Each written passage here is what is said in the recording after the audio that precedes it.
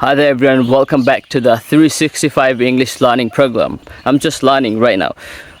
Welcome back to my YouTube studio. I have nothing back end of me. You can see I'm just bank of a little pond, sort of jungle, things like that. And I'm just learning things and teaching you, and not really teaching, just sharing my opinion and sharing my learning things, sharing my activities, what I'm doing right now. So আজকের ভিডিওতে কথা বলবো হচ্ছে vocabulary learning নিয়ে।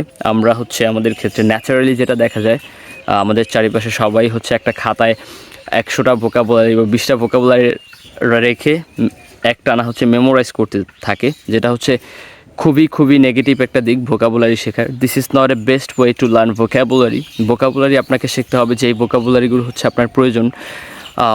প্রথমে হচ্ছে basic vocabulary, যেগুলো আপনার ডেইলি লাইফ অ্যাক্টিভিটিতে খুব বেশি প্রয়োজনে আসে, এবং আপনি অনেক সময় স্পিকিং যদি না করেন আপনি বুঝতে পারবেন না আপনার ভোকাবুলারির প্রয়োজনীয়তাটা কোথায়।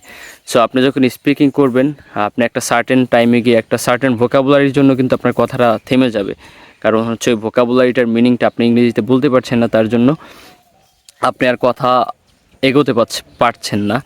So I am sorry for mistake, আমি এখানে মিস্টেক করার জন্যই আসছি, because I am learning.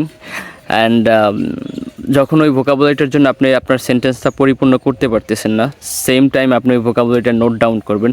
So এভাবে যদি আপনি প্রতিদিন অনেক বেশি ভোকাবুলারি শেখার চেষ্টা করেন এবং অনেক বেশি ভোকাবুলারি নোট ডাউন করেন, আপনি বুঝতে পারবেন যে আপনার কোন ভোকাবুলারিগুলোর প্রয়োজন। কারণ আপনি ডেইলি লাইফ কথা বলতে গেলে আপনি যখনই যে ভোকাবুলারিটার প্রয়োজন ওইটাকে নোট ডাউন করে ওই ভোকাবুলারিটা শিখবেন।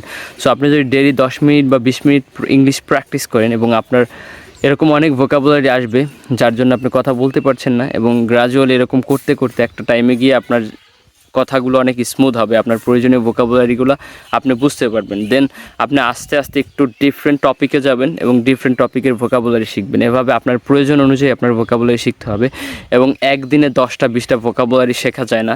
This is not a best way, এটা একদমই বাজে একটা উপায় ভোকাবুলারি শেখার।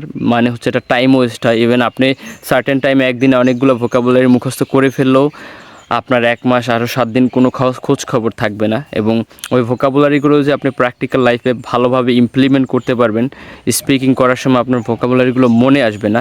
এবং আপনি প্রতিদিন যেই ইনসিডেন্ট, মানে যখন কোনো একটা ইনসিডেন্ট কোনো একটা কথা বলতে গিয়ে আপনি থেমে যাবেন এবং সেই ভোকাবুলারিটা নোট ডাউন করে শিখতে পারবেন, সেই ভোকাবুলারিটা আপনি সহজে ভুলবেন না।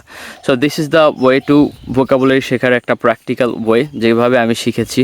এবং আরেকটা ওয়ে হচ্ছে, I will talk about another video, একটা ডিফারেন্ট ওয়েতে অন্যভাবে কীভাবে ভোকাবুলারি শেখা যায়। So I hope this will help you out, and thank you for watching the 365 days English learning program. See you soon. Thank you.